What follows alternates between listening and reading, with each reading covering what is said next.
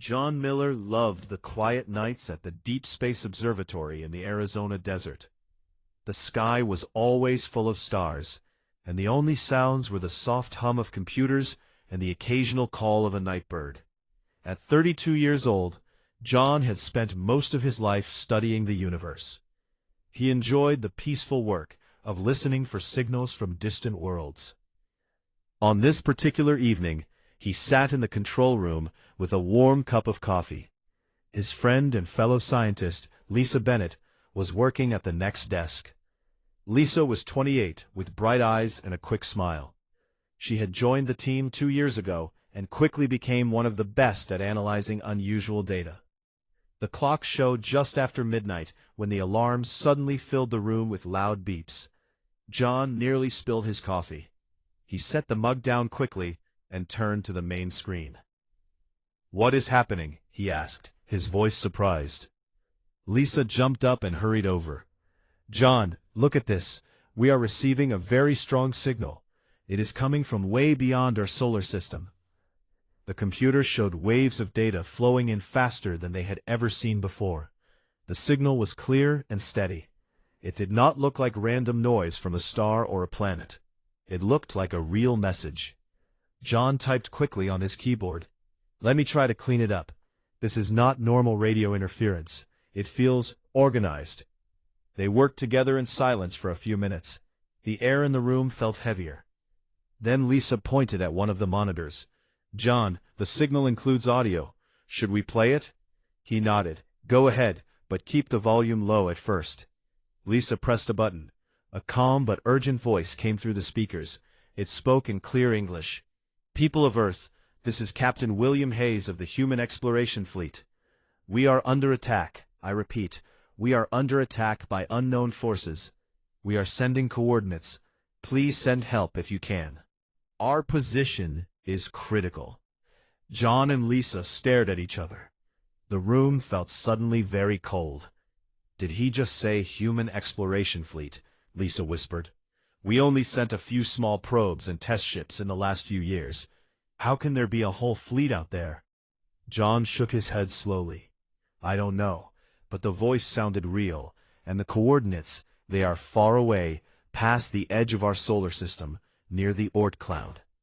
Before they could say more signals started coming in. The screens filled with images and video feeds.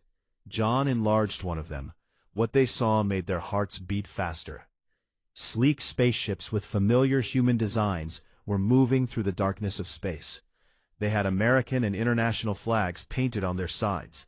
These ships were firing defensive weapons at large, strange vessels that looked like giant insects made of metal. Bright flashes of light lit up the black void as the two sides clashed. "This cannot be real," Lisa said softly.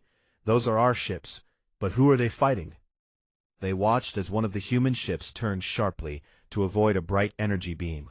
Another ship moved in to protect it. The battle looked intense, but the human fleet seemed organized and brave. Still, the attacking vessels kept coming in large numbers. John zoomed in on one of the enemy ships. It had no clear markings, but its shape was completely unknown. The design was smooth and frightening, with long arms that seemed to reach out like claws. "Lisa, call the director right now," John said. "This is bigger than us.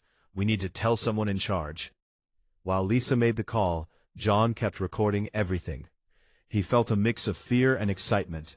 For years, people on Earth had wondered if we were alone in the universe. Now it seemed we were not alone, and the meeting was not peaceful. The director of the observatory, Dr. Charles Bennett, Lisa's uncle, arrived in less than 10 minutes. He was a tall man with gray hair and many years of experience. He looked at the screens and listened to the message again. "This is impossible," he said quietly. "Our space program is still young. We have the International Space Station, a few Mars missions, and some deep space probes. But a fleet capable of fighting battles light years away?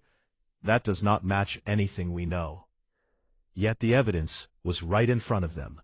More video feeds arrived. One showed a group of smaller human fighters protecting a larger carrier ship.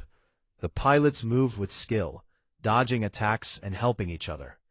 Another feed showed damage on one of the human vessels, with lights flickering and small repair teams working quickly.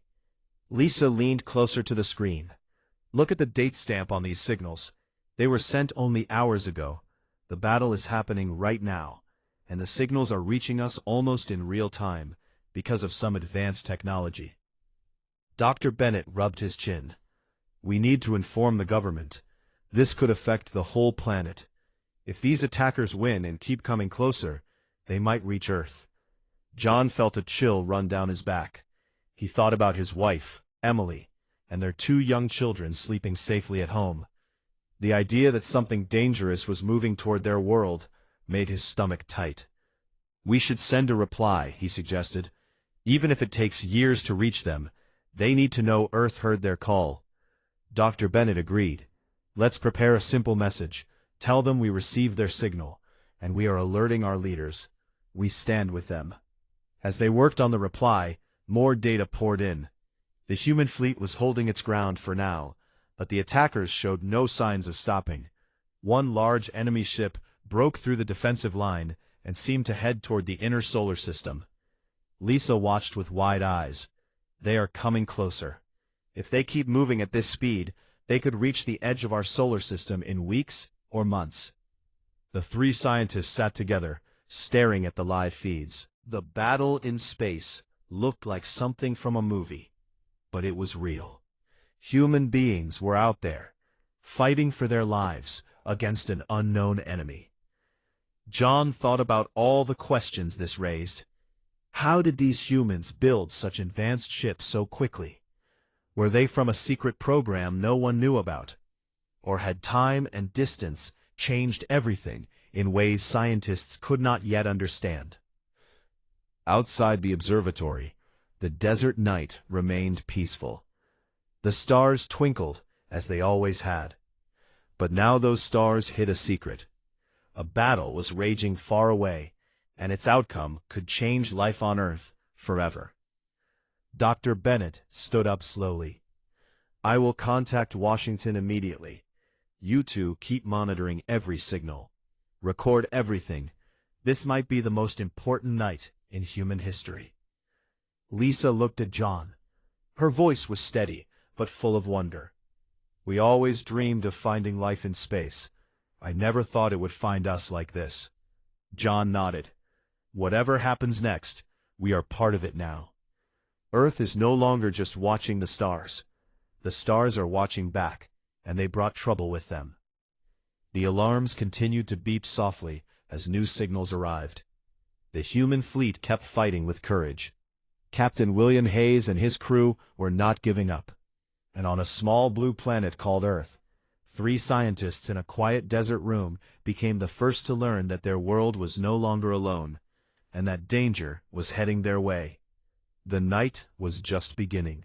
Far away from Earth, in a vast and beautiful space station that orbited a gentle blue star, the Galactic Council held an emergency meeting.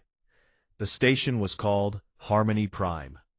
It floated peacefully among colorful nebulae that glowed like soft paintings in the sky. Inside the main council chamber, tall crystal walls sparkled with soft light. Seats of different shapes and sizes circled a large round platform where holographic images could appear in the center. Elder Counselor Karen Thompson stood at the head of the gathering. She was a wise leader from a peaceful world. Her skin shimmered with soft iridescent colors that changed gently with her feelings. She had guided the council for many years and always believed in careful rules and observation. Around her sat other council members from many different worlds. Counselor David Brooks came from a water planet and had smooth blue skin with gentle tentacles that helped him move and speak. Counselor Patricia Harris was tall and had large, kind eyes that could see many colors humans could not. There were also smaller beings who floated in special chairs and tall ones who stood quietly with thoughtful expressions. The chamber felt heavy with worry that morning. Karen looked at the huge holographic display that filled the center of the room. It showed the same signals that had reached the observatory in Arizona. "They are attacking Earth?" Karen said softly, her voice full of surprise. "These humans were supposed to be a young species. We have watched their world for a long time. They were still learning to travel in their own solar system. How did they suddenly build ships that can fight far beyond their home?" David Brooks leaned forward in his seat. His tentacles moved slowly as he studied the images. "It is more surprising than that, Elder Counselor. Look closely at the ship signatures. The vessels defending the area are indeed human. Their designs match the early probes we have observed from Earth. But the attacking ships also carry human signals. It looks like humans are fighting against other humans." A quiet murmur spread through the chamber. Everyone leaned closer to the glowing images. The holograms showed sleek human ships moving with skill through the darkness of space. Bright defensive lights flashed as they turned away from incoming threats. The attackers came in waves, their strange insect-like shapes moving fast and without rest.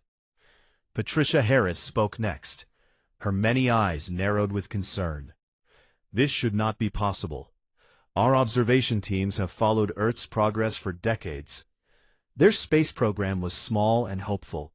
They dreamed of reaching the stars, but they were many years away from building fleets like this. Now entire groups of ships are clashing far from their planet. Their weapons and engines look almost as advanced as some of our own member worlds." One of the floating council members raised a small hand. Could it be a trick?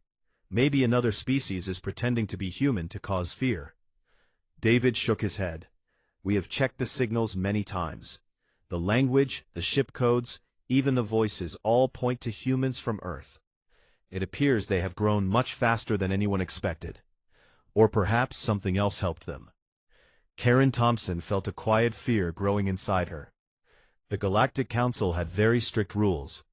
One of the most important was to never interfere with young worlds until they asked for contact or proved they were ready. Earth was still listed as a developing planet under quiet watch. The Council could observe and learn, but they could not send help or messages unless invited. Yet here they were, watching a battle that could soon reach Earth itself. On the holographic display, a group of human fighters darted bravely between larger ships. They moved together like a team that had trained for many challenges. One fighter turned sharply and helped a damaged carrier ship escape a close call. The pilots showed courage and smart thinking, even when things looked difficult. "See how they protect one another," Patricia said with respect in her voice. "Even in danger, they do not run away. Their spirit is strong." David Brooks pointed to a different part of the image. "But the attackers keep coming. They do not seem to care about losses. One of their large vessels has broken through the defensive line. It is now heading toward the inner part of the human solar system. If it keeps moving at this speed, it could reach the area near Earth in a matter of weeks." The chamber grew quieter. Karen walked slowly around the platform, watching every detail. She thought about the small blue planet she had studied for so long.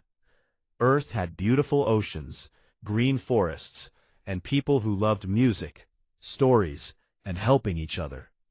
The humans there were curious and full of hope. The idea that danger was now flying toward their home made her feel sad and worried. "What if the attackers reach Earth?" she asked the group. "Their planet has no strong defenses against ships like these. Families live there. Children play in parks. Cities are full of life and dreams. We cannot simply watch if everything they know is put at risk." A tall counselor from a desert world spoke up. "The treaty is clear, Elder Counselor. Observation only. We record what happens. We learn from it. Interfering could cause even bigger problems across many star systems. Other young worlds might expect our help too soon." Many heads nodded in agreement, but Karen could see the uncertainty in their eyes. The Council had watched many species grow over thousands of years. Some developed peacefully, others faced hard tests. But none had surprised the Council quite like these humans. David Brooks brought up new images. They showed Captain William Hayes on the bridge of his ship. Even though his vessel had some damage, the captain stood tall and gave clear orders. His crew worked together quickly and calmly. They fixed lights, checked systems, and kept fighting to protect their friends. "These humans are not giving up easily," David said. "They are creative. They use clever moves to stay safe. But they are still greatly outnumbered. If more attackers join the fight, the defenders may not hold for long." Patricia Harris added, "And remember, the signals are reaching Earth right now. The scientists there have already seen them. Soon their leaders will know too. How will the people of Earth react when they learn that a battle is coming closer to their home?" Karen stopped walking and looked at all the council members. "We must keep watching carefully. Record every moment. Study their tactics and their spirit. Perhaps this battle will teach us something important about courage and unity. But we cannot break the rules, not yet." Deep inside, though, Karen felt a growing fear. The humans had advanced so quickly. Their ships now traveled distances that once took generations. Their weapons could challenge even experienced fleets. If the attackers won and continued toward Earth, the small blue planet might change forever. The holographic display continued to show the battle. Human ships formed tight groups to defend a key position. Bright flashes lit up the dark space as they held their ground. One smaller ship even drew the attackers away to give others time to repair. The council members sat in silence for a long moment. They watched with a mix of wonder and worry. These humans, who had seemed so new and small from far away, were now showing strength and heart that surprised everyone. Karen Thompson took a slow breath. "Let us continue the observation, send the recordings to all member worlds for study, and prepare a full report. We may need to discuss new rules soon if Earth keeps surprising us like this." As the meeting continued, the images of the distant battle played on. The Galactic Council could only watch in growing fear and amazement. They had seen many things in their long history, but a young planet suddenly fighting a war among the stars was something entirely new. Back on Earth, the scientists in Arizona were still sending their first careful reply into space. They did not know that powerful eyes from across the galaxy were already watching every move. The stars had become much more alive than anyone on Earth had ever imagined, and the danger was moving steadily closer. Back on Earth, the morning sun rose over Washington, D.C., painting the sky in soft pink and gold. Inside the Pentagon, General Robert Ellis stood in the main operations room. The large space buzzed with quiet energy. Screens covered the walls, showing maps of space, live data streams, and satellite images. Robert was a calm and experienced leader with short gray hair and a strong sense of duty. He had served his country for over 25 years. His team worked quickly around him. Young officers typed on keyboards and spoke into headsets. The air carried the faint smell of fresh coffee and the low hum of computers. Robert looked at the main display, where the signals from deep space played again and again. "Confirm the source once more," he said in a steady voice. "We need to be sure this is not a test or a mistake." A young officer named Kevin Brooks replied, "General, the signals match perfectly with our deep space network. They are coming from beyond the Oort cloud. The voice belongs to Captain William Hayes. We have records of him from the early exploration program. This is real." Robert nodded slowly. The images showed human ships fighting bravely against unknown attackers. The defenders moved with smart patterns, protecting each other and holding important positions. Yet the enemy kept pressing forward. One large attacking vessel had slipped past the main line and now moved steadily toward the inner solar system. "Get the President on a secure line," Robert ordered. "Tell her it is urgent." A few minutes later, the screen lit up with the face of President Lisa Carter. She sat in the Oval Office, dressed in a simple blue suit. Her expression was serious but calm. At 48 years old, she had led the country through many challenges, with clear thinking and kindness. "General Ellis, what do we know?" she asked. Robert explained everything clearly. He showed the signals, the battle images, and the path of the approaching vessel. "Madam President, Captain Hayes and his fleet are doing their best to stop the attackers. The lead enemy ship could reach the edge of our solar system in a few weeks if nothing changes." Lisa listened carefully. She thought about the families across America and the world who were still waking up to an ordinary day. Children getting ready for school, parents making breakfast, people heading to work. None of them knew yet that something so big was happening far above them. "How many ships do we have that can help?" she asked. "Not many, Madam President," Robert answered. "The exploration program was small and peaceful. We have a few advanced test vessels and some orbital stations. We never planned for a fight like this, but our engineers are already working on ways to prepare defenses." Lisa took a quiet breath. "Then we must act wisely and quickly. First, keep this information limited to those who need to know.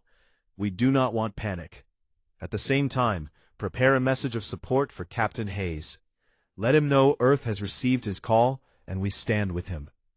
She paused and looked directly at the general.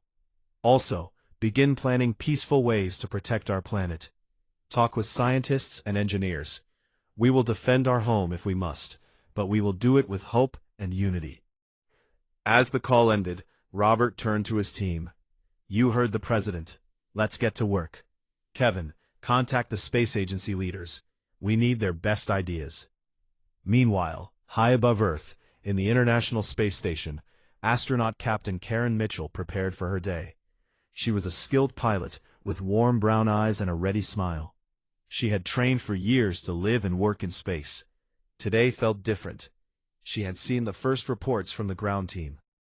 Karen floated gently in the station module and spoke to her crewmates. "The signals are real. There is a battle happening far away, and it involves human ships. One group is heading closer to us." Her teammate Mark Thompson, a quiet engineer from California, checked the monitors. "Our sensors are picking up faint energy readings already. If the fight moves nearer, we may need to help coordinate from up here." Karen nodded. "Then we stay ready. We are the eyes and hands of Earth in space.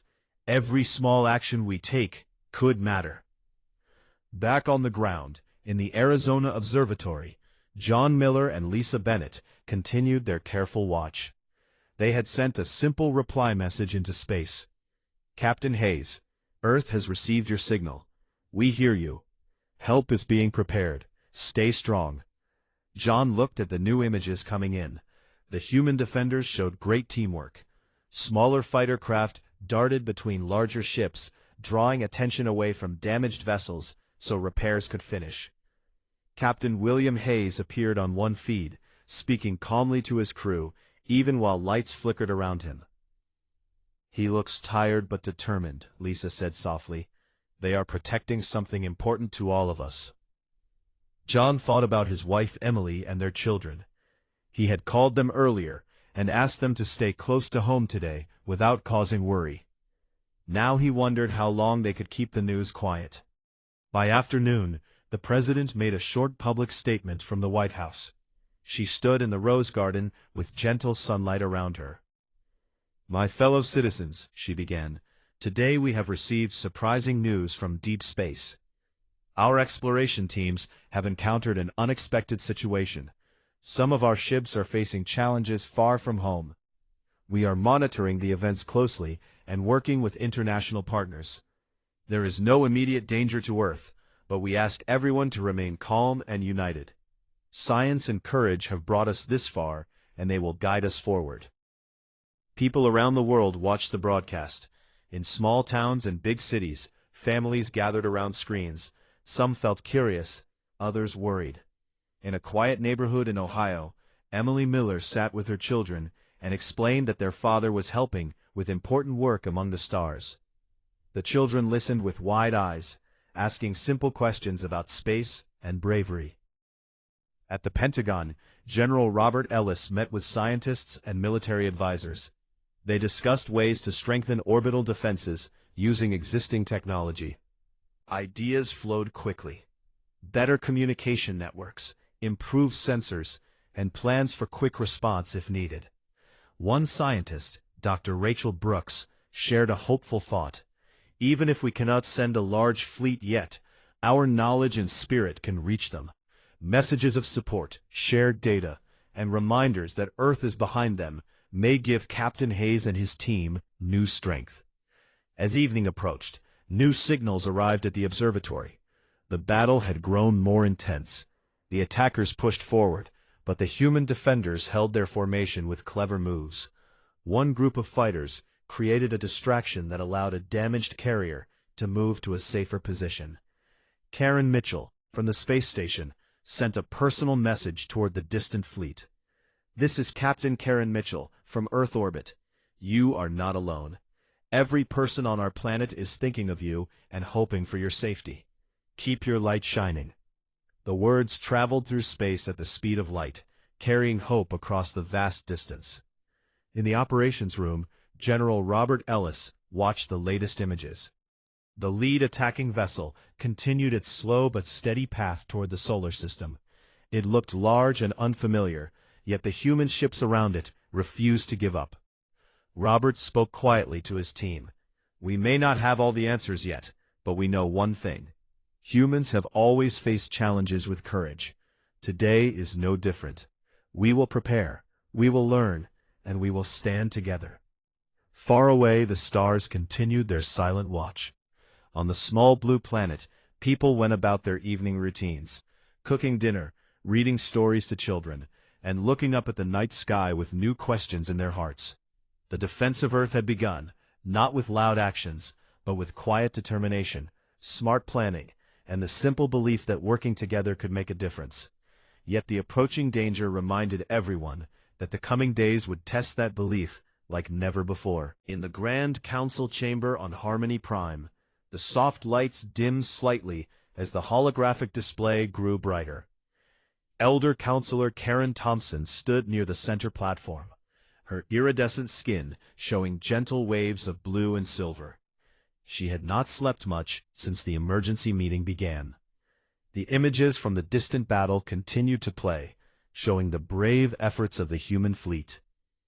The entire Galactic Council watched in silence. Counselor David Brooks sat with his tentacles folded neatly, his blue skin reflecting the glow of the holograms. Counselor Patricia Harris floated in her special chair, her large eyes fixed on every detail. Other members from many worlds leaned forward or whispered quietly among themselves. The chamber felt filled with a mix of wonder and deep concern. Karen spoke first, her voice calm but serious. "They are still fighting with such determination. Look at how the human ships move together. They protect the weaker vessels and share energy when one begins to fail. It is clear they care about each member of their fleet." David nodded slowly. "Yes, Elder Counselor, their tactics show creativity and teamwork. Even when outnumbered, they find new ways to hold their line. One small group of fighters just drew several attackers away from the main ships, giving the others time to repair and regroup. It is impressive for a species that was so new to space travel."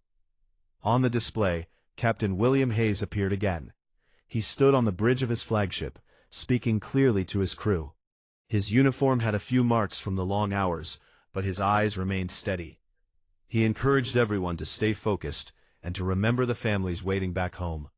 The crew listened and worked even harder, checking systems and sending quick messages of support to other ships. Patricia Harris tilted her head. "Their spirit is strong. They speak of hope and unity, even in difficult moments. But the attackers keep pressing forward without pause. That large vessel is still moving closer to the human solar system. At its current speed, it could reach the outer edges in less than 3 weeks." A quiet ripple of worry moved through the council. One of the smaller floating members raised a thin arm. "We have watched thousands of young worlds over the ages. None have advanced this quickly. Their ships now travel distances that once took our own ancestors many generations. How did the humans of Earth learn so much in such a short time?" Karen walked slowly around the platform, her eyes never leaving the images. "That is the question that troubles me most. We followed their radio signals and early probes for decades. They were curious and hopeful, sending messages of peace into the stars. Now they have entire fleets with advanced engines and defensive systems. It almost seems as though they received help from somewhere, or discovered something important on their own. David Brooks brought up new data on a side screen. Our probes confirm the signals are genuine. The technology signatures match human designs from Earth. The language and voices are the same. This is not an imitation by another species. These are humans facing a serious challenge from other humans who have chosen a different path. The council members exchanged glances. Some looked surprised, others thoughtful. Patricia added, "The defenders are using clever ideas. They create small distractions to protect their larger ships. They share power and information instantly across great distances. Their pilots move with skill and care for one another. It reminds me of stories from our own early days of exploration." As they continued watching, a new scene appeared.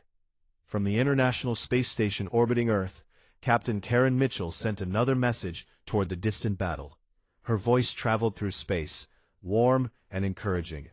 "Captain Hayes and all defenders, this is Captain Karen Mitchell speaking from Earth orbit. We see your courage. People on our planet are thinking of you every moment. You carry our hopes with you. Stay safe and keep believing in a better tomorrow." The human fleet received the message after a short delay. On several ships, crew members smiled and shared the words with each other. It gave them a fresh burst of energy. One pilot even replied with a short thanks that eventually reached back toward Earth. Karen Thompson felt a gentle warmth in her heart. Even from their home planet, the humans are sending support. They are united across the distance. Families on the ground are staying calm and hopeful. Children ask questions about the stars, and parents answer with stories of bravery. David pointed to another part of the display, yet the danger grows. The lead attacking vessel has increased its speed slightly. It is heading directly toward the area where Earth's early probes and stations operate. If it breaks through the final defensive line, the consequences could reach the planet itself. The chamber grew quieter. Counselor Patricia Harris spoke with concern in her voice. "Our rules are clear. We observe and learn. We do not interfere with developing worlds. But watching this feels different. The humans are showing qualities we value highly: courage, teamwork, and hope. If the attackers succeed, a beautiful world full of life and dreams could face great difficulty." One of the tall Desert World counselors stood up. "We must remember why the rules exist. Premature contact has caused problems for other young species in the past. Some became too dependent or lost their own path of growth. We should continue careful observation and prepare a detailed report for all member worlds." Many members nodded in agreement, but Karen could see the uncertainty on their faces. She stopped walking and faced the group. "I agree with the need for caution. However, we should also study this event closely. The humans are teaching us something important about resilience. Even when surprised by danger, they respond with planning and unity. Their leaders on the ground are preparing defenses without causing fear among the people." New images appeared showing activities back on Earth. In the Pentagon, General Robert Ellis met with his team, discussing quiet ways to improve communication and sensors. President Lisa Carter spoke with international leaders through secure channels, sharing information and asking for ideas. Scientists in Arizona continued sending encouraging messages into space while keeping their families informed in gentle ways. John Miller sat with Lisa Bennett at the observatory, watching the latest feeds. He thought about his wife Emily and their children looking up at the night sky. "They are staying strong down there," he said softly, "just like the fleet out there." Lisa smiled a little. "It makes me proud to be part of this. Even if we cannot fly out to help yet, our words and careful work matter." In the council chamber, David Brooks brought up a summary of Earth's recent progress. Their planet has beautiful oceans and lands. People there value family, learning, and helping one another. Cities light up at night with creativity and music. If the approaching danger reaches them, it would be a loss for the entire galaxy to see such potential harmed. Karen Thompson felt the weight of responsibility. The Galactic Council had power and knowledge gathered over thousands of years. Yet in this moment, they could only watch. They recorded every tactic, every message of hope, every clever move the humans made. They studied how the defenders stayed organized, even under pressure. Patricia Harris added quietly, "The fear I feel is not just for Earth. If this conflict spreads, it could affect nearby systems. Young worlds look to us for guidance. We must be ready to answer questions, if they arise." As the hours passed in the council chamber, the battle continued on the display. The human ships held their positions with growing skill. They formed protective patterns, and used the natural features of space, like asteroid fields and dust clouds, to their advantage. Captain William Hayes coordinated from his bridge, praising his crew for their efforts, and reminding them of the bigger purpose. The council members watched with a mixture of admiration and worry. They saw ordinary humans, pilots, engineers, and leaders, showing extraordinary heart. Messages from Earth continued to arrive, carrying encouragement from families, scientists, and even school children who drew pictures of peaceful stars. Karen finally spoke again. "We will keep watching through the night, update all member worlds with the latest observations, and let us reflect on what this teaches us about the strength that can grow on a single small planet." The Galactic Council remained in their seats, eyes fixed on the holograms. They could not send help or messages. They could not change the path of the approaching vessel. All they could do was observe, with careful attention and growing respect. Yet deep inside each counselor, a quiet fear lingered. The humans had surprised them once. What other surprises might this determined species bring if the battle drew even closer to their home world? The stars outside the chamber windows twinkled peacefully, but the events unfolding in one small corner of the galaxy held the attention of the entire council. The observation continued, hour after hour, as hope and danger traveled together through the vast darkness of space. The vast council chamber on Harmony Prime felt heavier as the hours passed. Elder Counselor Karen Thompson stood near the glowing holographic display, her iridescent skin showing soft shades of concern. The images from the distant battle continued without pause. Human ships moved with careful coordination, protecting one another across the empty reaches of space. Captain William Hayes remained steady on the bridge of his flagship, guiding his fleet with clear and encouraging words. Counselor David Brooks watched closely, his tentacles moving slowly with thought. The defenders are holding longer than expected. Their teamwork grows stronger with each passing moment. They share resources and ideas instantly, even when some ships are damaged. Counselor Patricia Harris floated nearer to the platform. Her large eyes reflected the bright flashes from the display. Yet the lead attacking vessel continues its steady path. It has slipped past several defensive lines. If it keeps this speed, it will soon enter the outer parts of the human solar system. The people on Earth must feel the weight of this moment. The other council members sat in quiet attention. Some whispered about the rapid progress of the humans. Others simply observed with growing respect and worry. The Galactic Council had seen many young species face tests, but none had shown this level of determination in such a short time. Karen spoke gently to the group. "We must continue our careful watch, record every detail. The humans are teaching us about courage and unity. Even from their home planet, messages of support travel toward the fleet. Families send words of hope. Children draw pictures of peaceful stars and brave explorers." On Earth, the night sky over Arizona sparkled with familiar stars. Inside the Deep Space Observatory, John Miller and Lisa Bennett worked side by side. Their eyes stayed fixed on the incoming signals. New messages from the fleet showed the crew staying calm and focused. Captain Hayes thanked Earth for the encouraging words and promised to protect the path home. John turned to Lisa with a small smile. "They heard us." Our simple reply reached them, It gave them strength. Lisa nodded, her voice warm. It makes everything feel connected. We are all part of this together, even across such great distances. In Washington, President Lisa Carter met with her advisors in the early morning light. General Robert Ellis stood by the main screen, showing the latest positions. Madam President, the defenders are using smart patterns to slow the attackers, but the lead vessel is still moving closer. We are preparing quiet improvements to our orbital systems in case help is needed nearer to home. President Carter listened with steady eyes. We will stay united and hopeful. Share calm updates with the people. Let them know that courage and cooperation are guiding us. Families around the world are watching the sky with new wonder. We must honor that trust.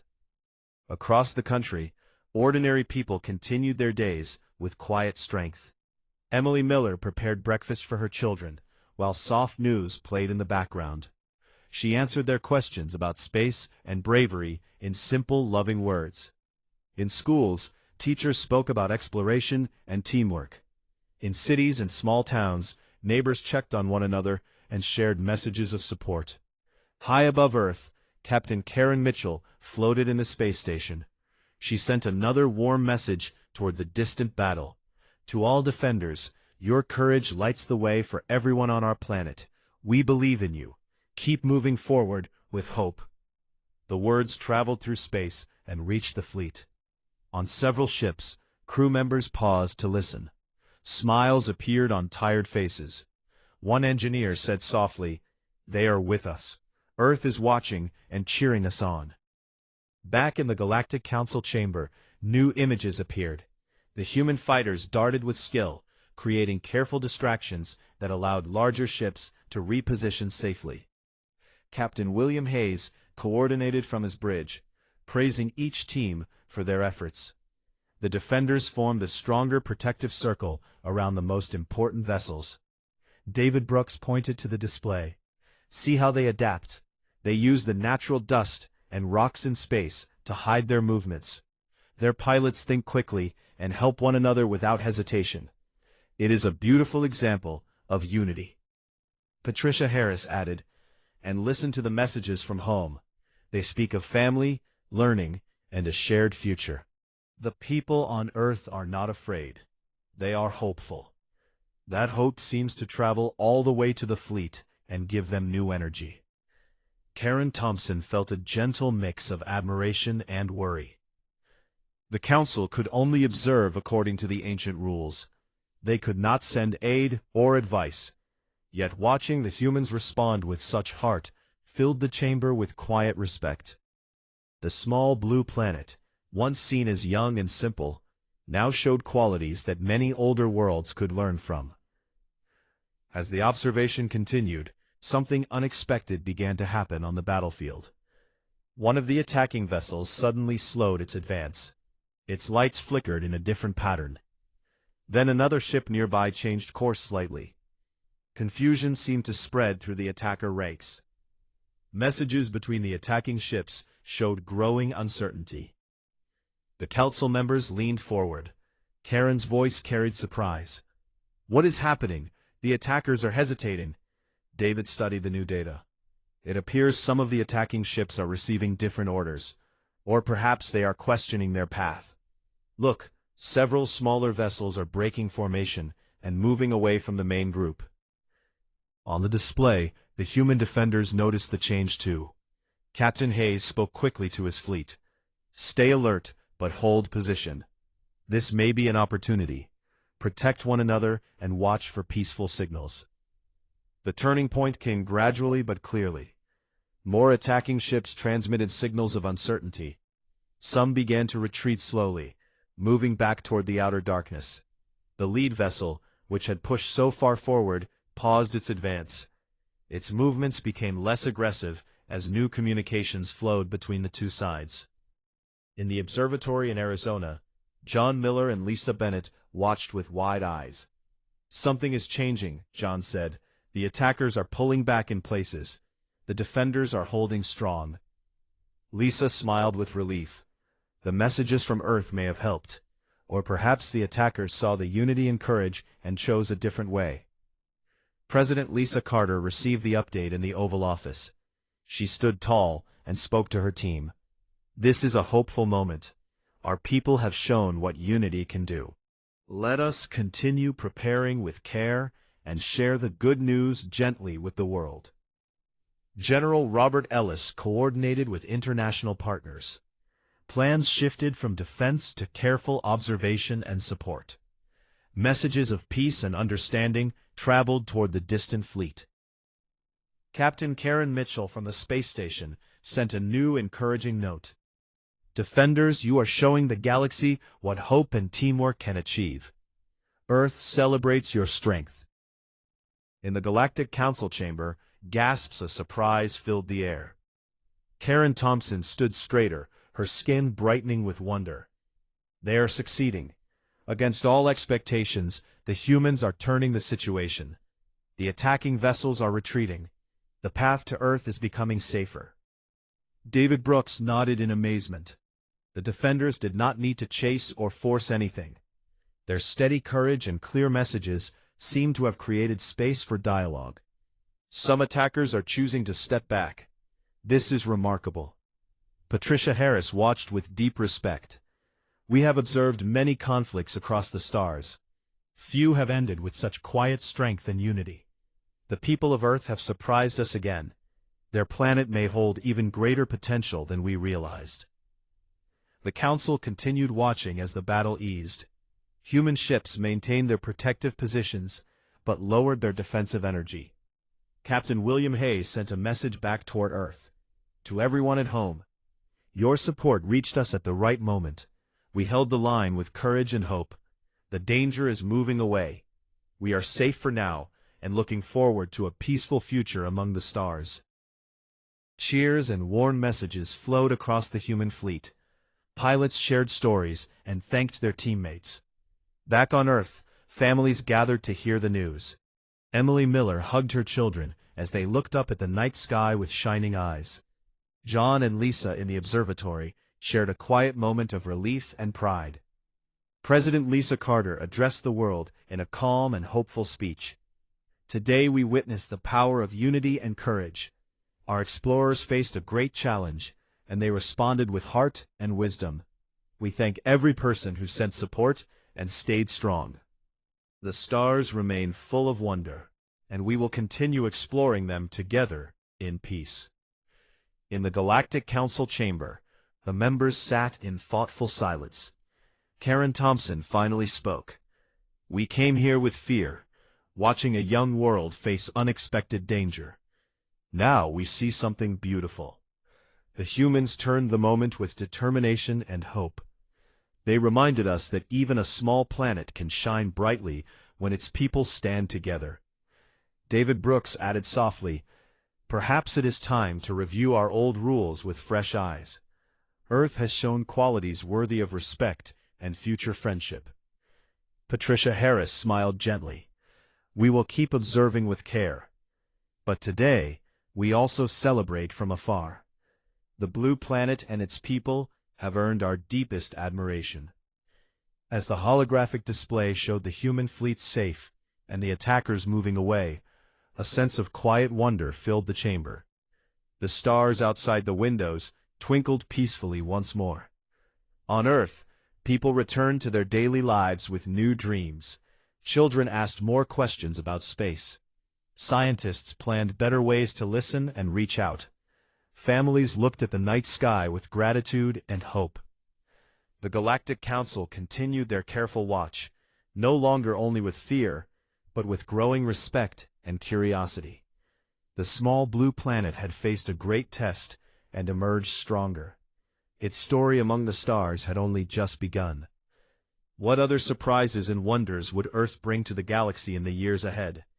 The answer waited in the vast, beautiful darkness, where courage and unity had already lit a new path.